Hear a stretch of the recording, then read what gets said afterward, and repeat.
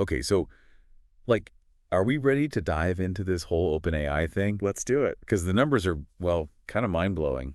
Yeah, when you see a potential valuation of like $150 billion, 150 billion. It's almost like, is this even real money anymore? right, it's so abstract at that point, but it shows you the stakes we're talking about here. Like, this is about who controls what might be like the most transformative technology since the internet. Exactly. And we're not just talking hypotheticals here. We've got these tech articles you shared, and they paint a really clear picture of what's going on behind the scenes. Absolutely. It's like having a front row seat to this high stakes poker game, watching these major players place their bets on the future of AI.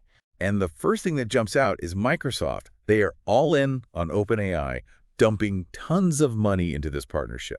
So what's the strategy? Why is Microsoft so gung-ho? Well, they see a massive opportunity to bake OpenAI's technology right into their existing products. Okay, so like what? Give me an example. Think Azure, their cloud computing platform, or even something as ubiquitous as Microsoft Office. Imagine having the power of ChatGPT right there while you're working on a spreadsheet or building a PowerPoint. Okay, that's huge. Yeah. That's next level stuff. So it's not just about developing the AI, it's about making it accessible to like everyday people. Exactly. They're betting that this kind of AI integration will give them a massive edge, not just in the tech world, but across every industry. Makes sense. And it's not just Microsoft, right? I mean, Thrive Capital is leading this latest funding round, and then there's the whole Nvidia thing. Right, and that one's really interesting because it brings the hardware into the equation, which often gets overlooked. Okay, break it down for me. Nvidia, those are the graphics card people, right? What's their stake in this AI game? It all comes down to the fact that these AI models, these things are incredibly resource intensive to train and run.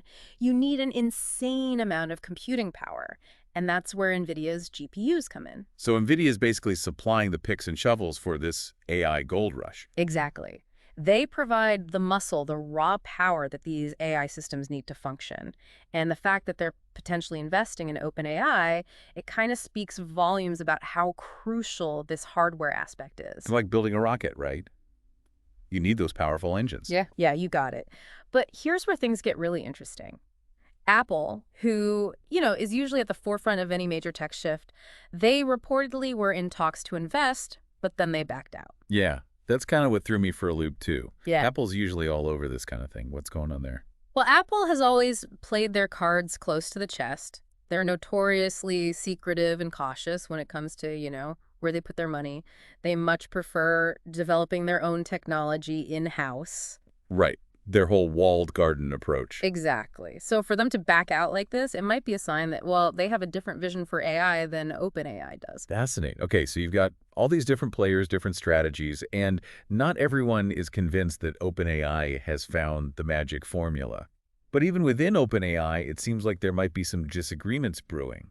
That's right. There's been a lot of buzz about potential changes to how profits would be shared with investors, and there have even been some pretty big names leaving the company. Okay, let's unpack that a bit. What's Yeah. the inside scoop on this internal tension?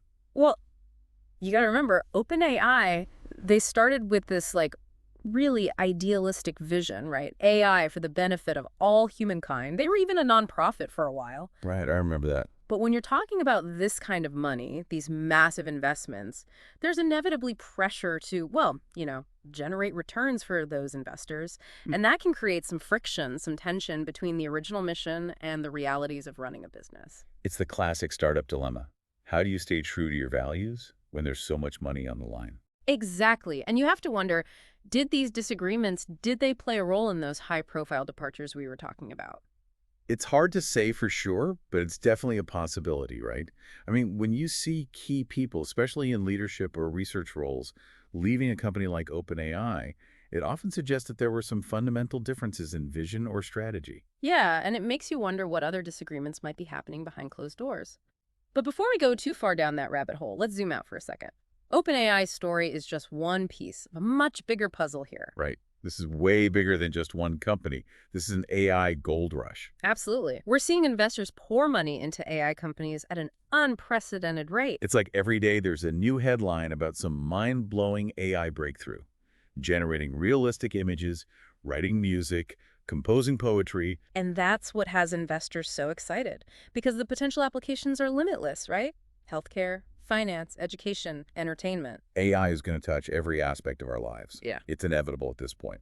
Exactly. So OpenAI's massive valuation, it's partly a reflection of this overall AI boom, but it also begs the question, can any company really achieve this goal of building AI that benefits humanity when there's so much pressure to prioritize profits and outmaneuver the competition? It's a tough question. It's like we're at a crossroads. One path leads to a future where AI solves some of humanity's greatest challenges. And the other path leads to, well, let's just say a future that's a lot more uncertain. Exactly. And the decisions being made right now by companies like OpenAI, they're going to determine which path we end up on. Which is why it's so important to have these conversations, to be aware of the potential downsides, not just the height. Right. Knowledge is power. So let's talk specifics.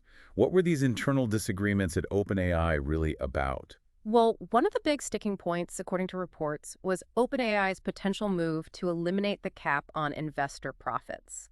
See, initially, there were limits on how much investors could earn from OpenAI, even if they made a fortune. Oh, wow. I didn't realize that. So they were really trying to prioritize their mission over profits early on. Yeah, but it seems like those priorities might be shifting. Removing that cap suggests a move towards a more traditional profit-focused model. So maybe OpenAI's idealistic vision is clashing with the realities of the business world.